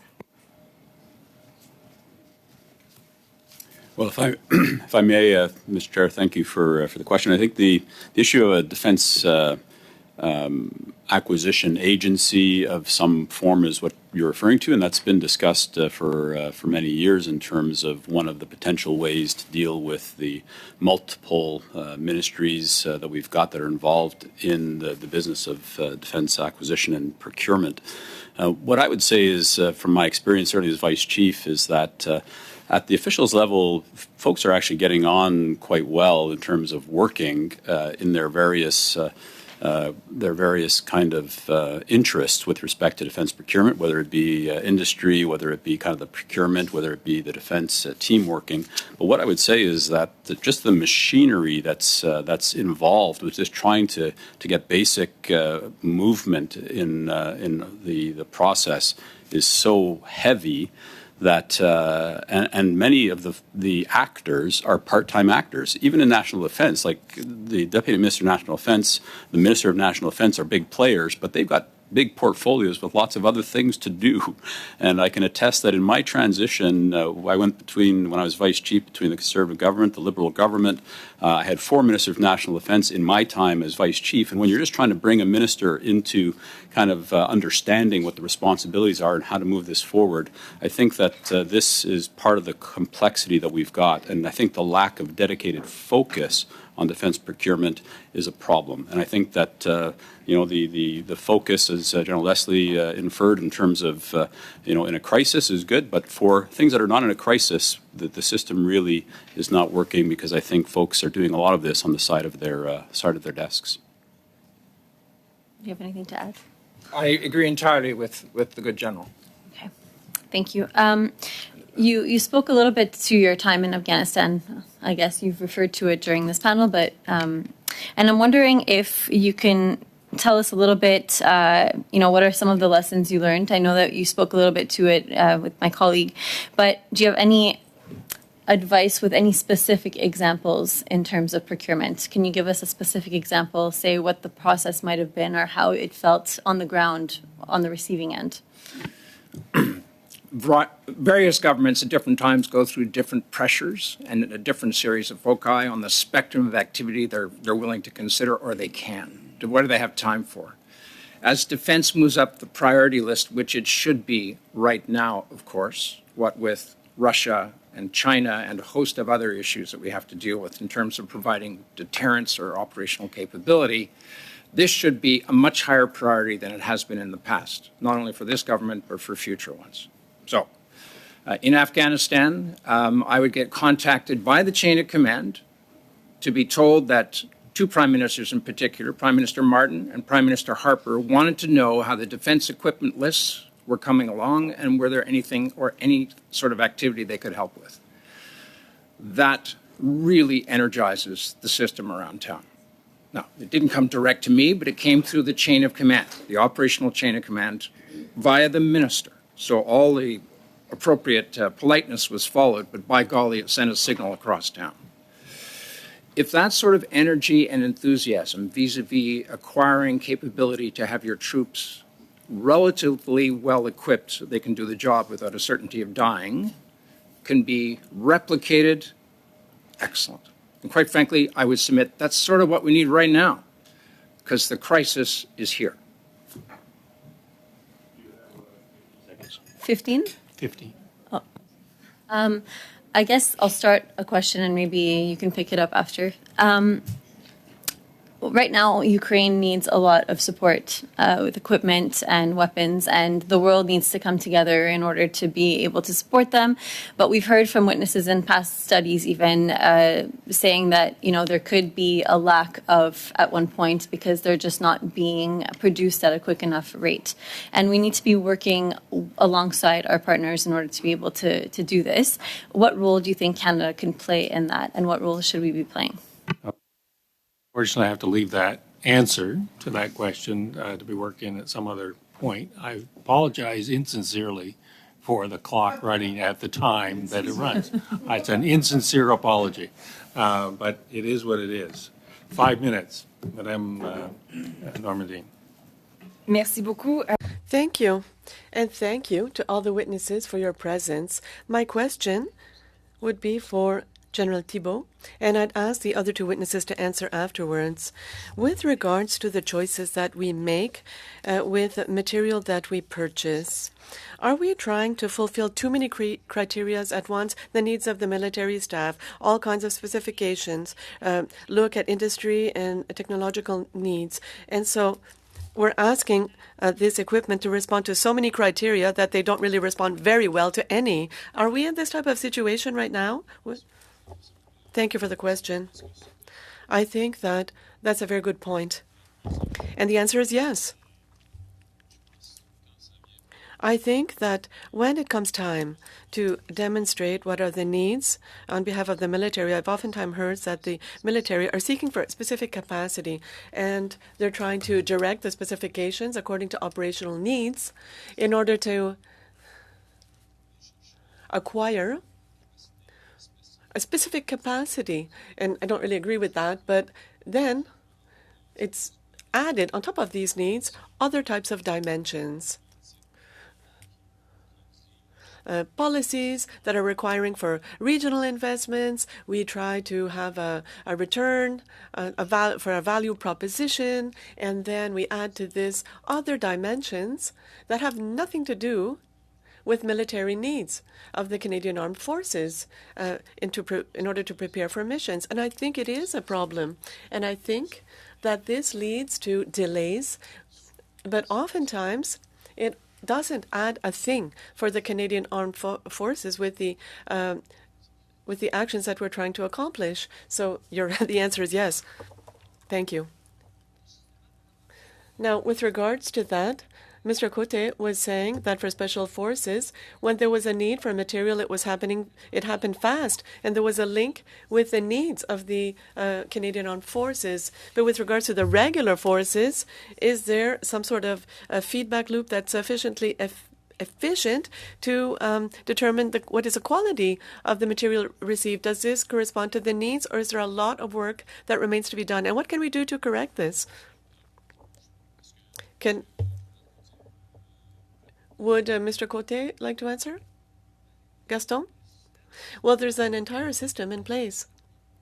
If it doesn't respond to the needs, there's an information system, a feedback system in order to correct issues that come up in use of equipment when it's starting to be used operationally. So it does exist.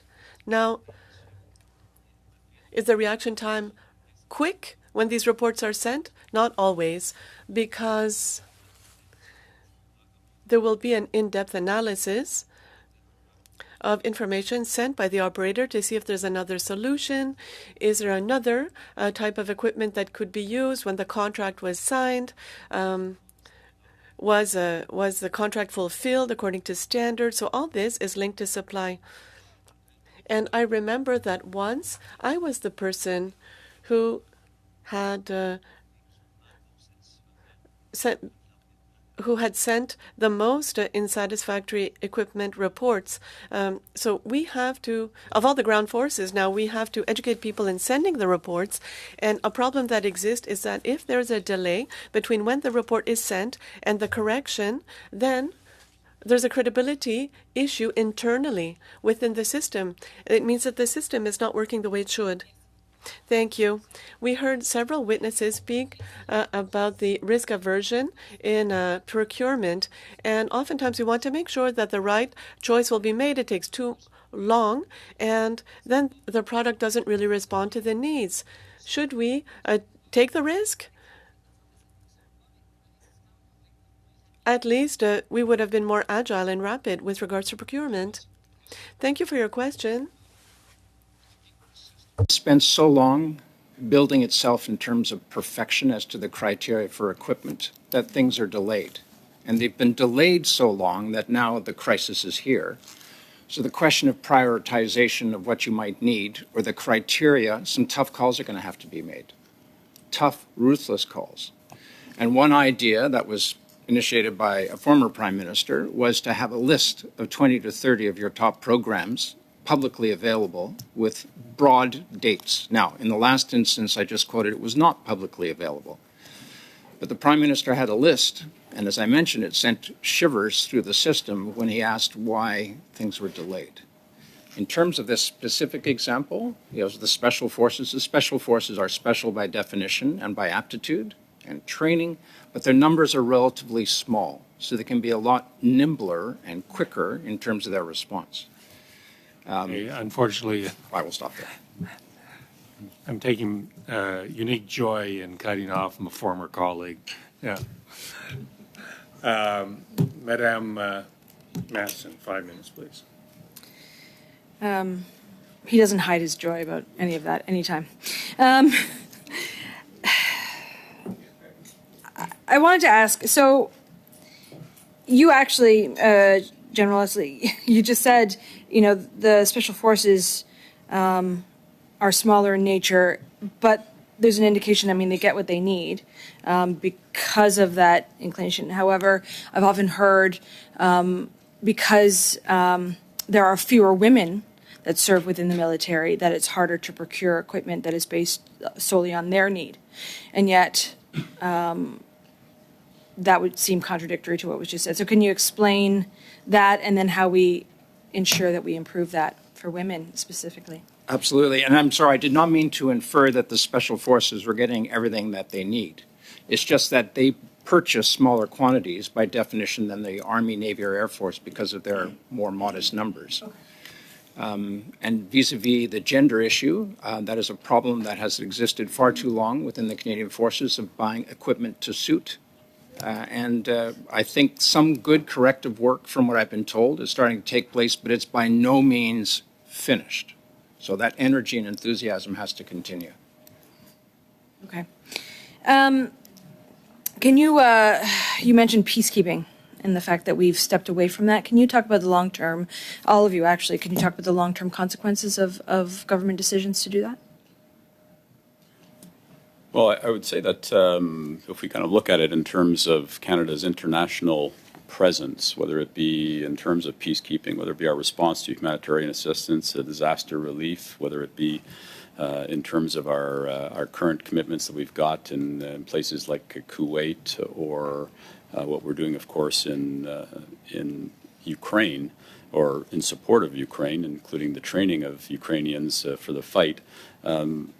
Question is this important to Canada, yes or no, in terms of our interest, our national interest? Why does the United Nations matter, yes or no? And I think that, Canada is a middle power. We rely on cooperation, international security cooperation to be able to have the quality of life that we enjoy here.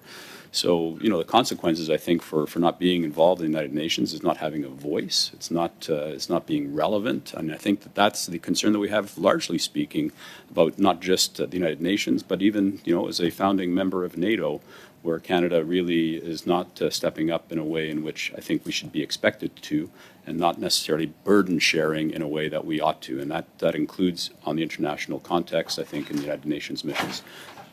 Canada is not back when it comes to the United Nations, for sure.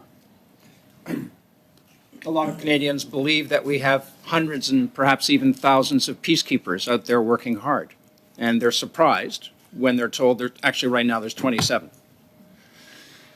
Because that's often the excuse, not excuse, but the rebuttal to some of the arguments that a variety of folk are making vis-a-vis getting more focus on getting equipment and capabilities into the forces right now. Well, we don't do that. We're peacekeepers. Actually, no, we're not. 27 does not make Canada, a blessed nation of over $2 trillion in terms of economy, 38 million people, a peacekeeping nation anymore. There was quite the conversation just in terms of the fact that we lack data, we don't do the collection on procurement, on stats. We've heard this repeatedly, actually, in terms of even the armed forces in recruitment of what different jobs there are, how we track that, what's required in terms of health needs, how we track that, the detriment upon soldiers and those who support them. Can you talk about that importance of data collection, as we heard from the previous panel? All of you, actually, if I have time. I would argue that very briefly, please. When numbers are bad, there's an instinctive reaction to try and not be as transparent as one might hope for as a member of the external public.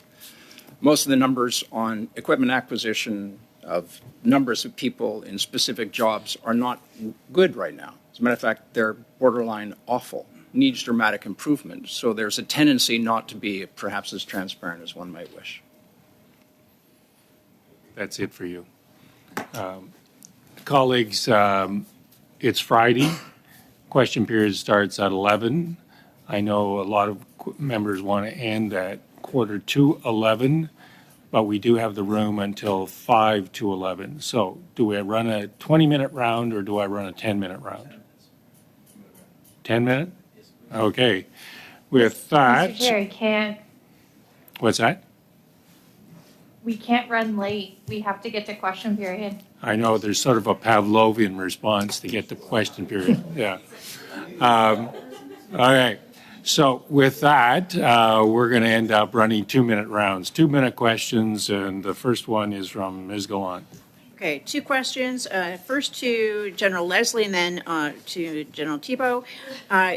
In what ways does Canada diverge in procurement practices from the United States as opposed to being in lockstep when it comes to defense policy? And General Thibault, how do we extract major procurements like helicopters, like fighter jets, from the political football field and just as we're in an election, it's buy fighter jets or this bread and butter issue. We got to take that away from there so that we can just get it done as the procurements become due. In the United States system, and the United States arguably takes its security perhaps the most seriously amongst all the NATO partners for obvious reasons. The service chiefs, so the head of the Navy, the Army, the Air Force, the Marine Corps, and the Coast Guard, each have purchasing authority under military officers. So they don't go through the same slightly labyrinthian maze of approvals required where everyone has to not say no in the Canadian system. But that takes time, a lot of time. In the American system, it's arguably a lot faster and more effective and with better output based on the size and quantities, the size of the American forces and the quantities of money that are currently available to spend on program. And how do we get out of the political football with these major capabilities? I think that when it comes to being able to explain why we need fighter jets in a country like Canada, why we need an army, we all collectively, I think, should be thinking at both the political level, at the bureaucratic level, how we explain this to Canadians, because like ultimately that's when you end up saying, well, we don't really need these kind of capabilities and that's not an informed position, it's actually kind of a political statement which has no basis on kind of really understanding what the needs are. So I think that we start with what are the threats to Canada, both at home and abroad, and why any of this matters, and I think we all collectively could be doing a much better job of explaining that to Canadians and to our elected officials. Mr. May, 2 minutes. Thank you, Mr. Chair. In about 1 minute, General Cote, can you share examples of where procurement went well and the best practices that we've learned from that we could apply for future procurements? Well, a few examples actually with my past in the special forces is that we definitely have direct contact with the program manager or the item manager, and we clearly spelled out our requirement. So we always have a lot of homework to do whenever it comes to procurement, and we also need to plug into the system in a way that they understand our requirement. On the other hand, to go back to Afghanistan, there was a requirement actually in order to save lives that we would procure CH-46 Chinook helicopters in order to save lives and to diminish the number of convoys that we had on the roads. And it worked extremely well, except that at the time, the Chinook helicopter were in great demand worldwide. So we had basically to purchase used helicopters at the time. Thank you. Given my very limited time, I have three incredibly experienced generals in front of me, and we've heard a lot about lists and priorities. Starting with you, Mr. Cote, what should be the government's number one procurement priority? Well, in the short term, it's definitely all the requirements that are actually have been highlighted because of what's happening in Ukraine. And second, and probably 1A priority, if you will, it's everything that looks north. Definitely, we have ocean-going ships. We also have now ships that can navigate in frozen water like we have in the Arctic, but we definitely need to have a better understanding of what it entails with regards to military operation in that milieu. General Leslie, your number one priority. Well, General Leslie, again, is going to have to work it. Colleagues, work with me here, right? All right, 1 minute, Madame Normandine. Once again, on risk aversion, should we try to make quicker decisions, even if they're not perfect, in order to avoid purchasing material that, even if it's next gen, when the choice is made, the time it takes to analyze it, it's no longer next gen. Should we be quicker, even if mistakes might be made?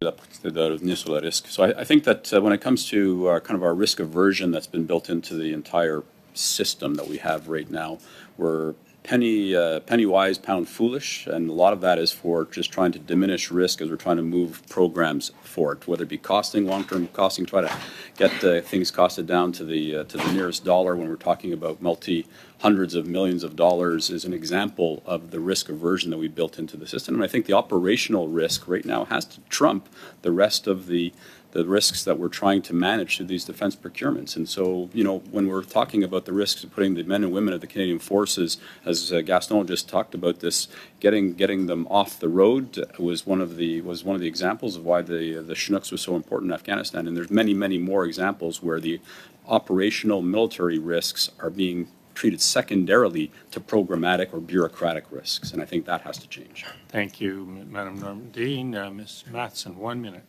Considering the short amount of time, in a past meeting, we heard very clearly, and we've heard it before, that without specific and more security clearances, people around this committee table can't do the work that they need to consider the big questions that they have to ask.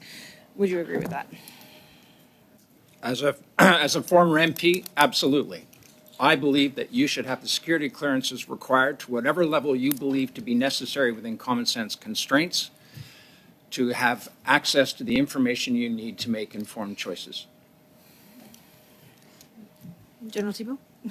I would totally agree. I mean, obviously, when we're talking about public hearings, it's one thing because obviously there are a lot of very important national issues of security that have to be constrained from sharing publicly.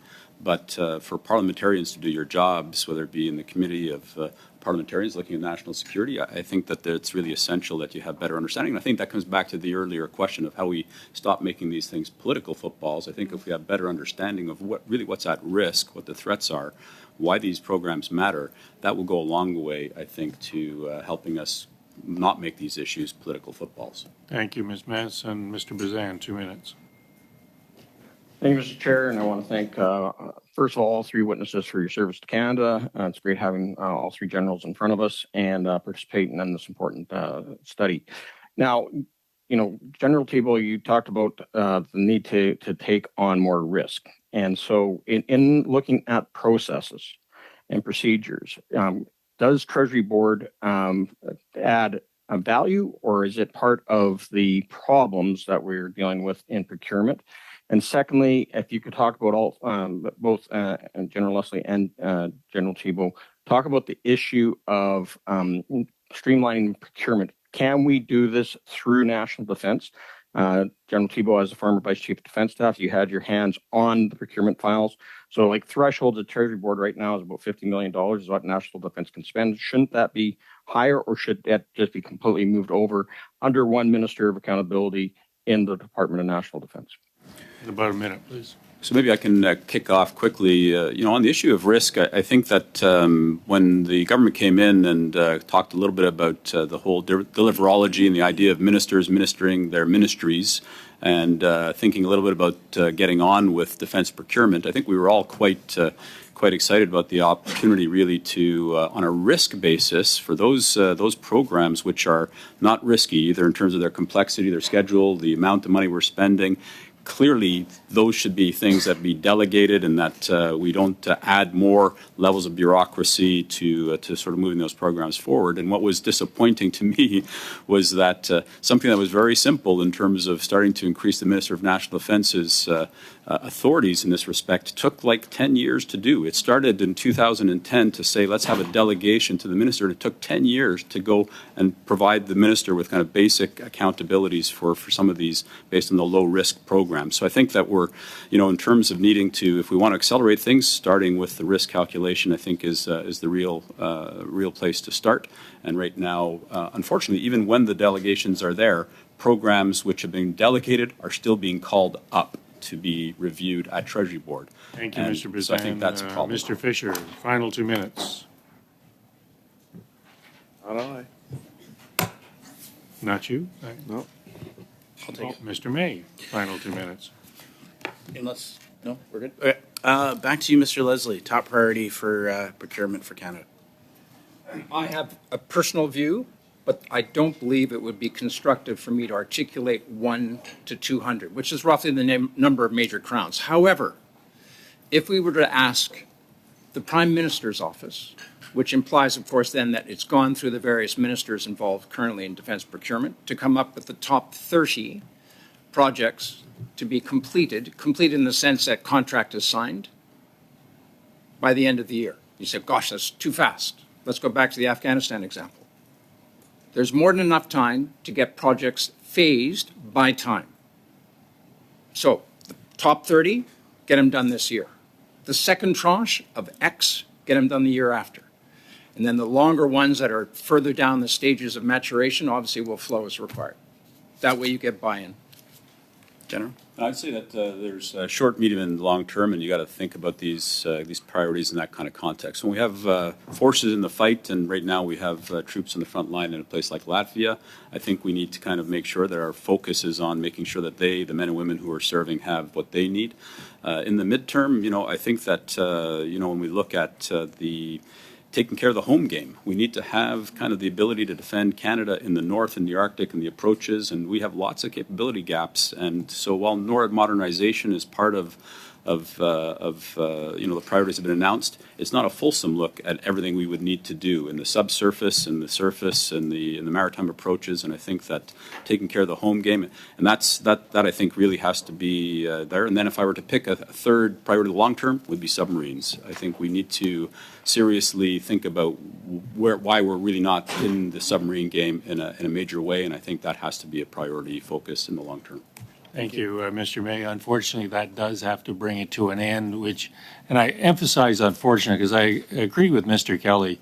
The three of you are hugely valuable witnesses to this study, and I'd say to the clerk and to colleagues that we should think about how we re-engage with these witnesses in some manner or another, and put that on our, if you will, Tuesday agenda. So with that, I unfortunately have to bring the gavel to down. Wish you all a good weekend, and thank you again on behalf of the committee.